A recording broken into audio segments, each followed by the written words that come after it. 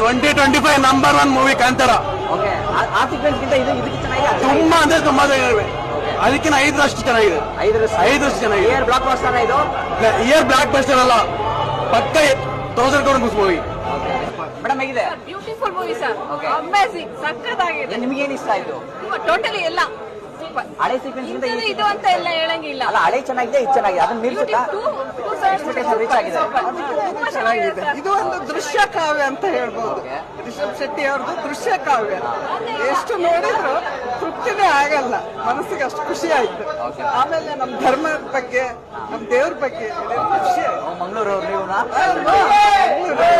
ಕಾಯ್ತಾ ಇದೀವಿ செகண்ட்ಗೆ ಮತ್ತೆ. ஓகே சூப்பராக இருந்துச்சுங்க movie. Out of world experience செம்மையாக இருந்துச்சு படம். கண்டிப்பாக பார்க்கலாம்.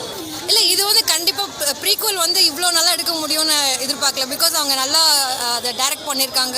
மியூசிக் அவுட் ஆஃப் வேர்ல்டு, பயங்கர ட்விஸ்ட் இருக்குது. கண்டிப்பாக பார்க்கலாம். நிறைய கூஸ்பம் மொமெண்ட்ஸ், மெஸ்மரைசிங் எக்ஸ்பீரியன்ஸ் கண்டிப்பாக இருக்குது. என்னை பொறுத்த வரைக்கும் முதல் பாட்டை விட ரொம்பவே நல்லா இருந்தது. கிடையவே கிடையாது. அது வந்து தமிழ் டப் பண்ணியிருக்காங்கன்றது தெரியவே இல்லை. யாரெல்லாம் வாய்ஸ் ஓவர் கொடுத்தாங்கன்னு தெரியல. ஐ மீன் வாய்ஸ் கொடுத்தாங்க. யா மணிகண்டன் கொடுத்துருக்காங்க. அது தெரியவே இல்லை. ரொம்ப ரொம்ப நல்லா இருந்தது. அப்படியே தமிழ் படம் பார்த்த மாதிரி தான் இருந்தது. சூப்பராக இருந்தது. ஃபர்ஸ்ட் கிளாஸாக இருந்தது.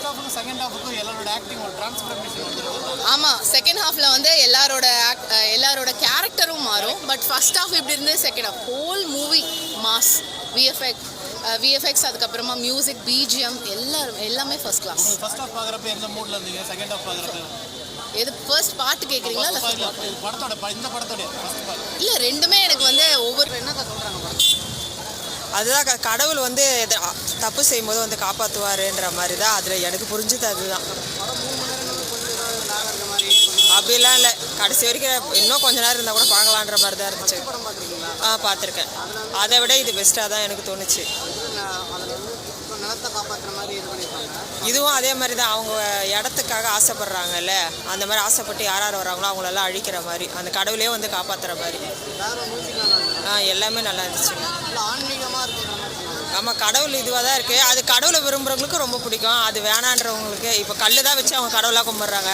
நம்ம சாமி யாருமே நேரில் பார்த்துல கல் தானே நம்ம கடவுளாக நினைக்கிறவங்களுக்கு கடவுள் தான்.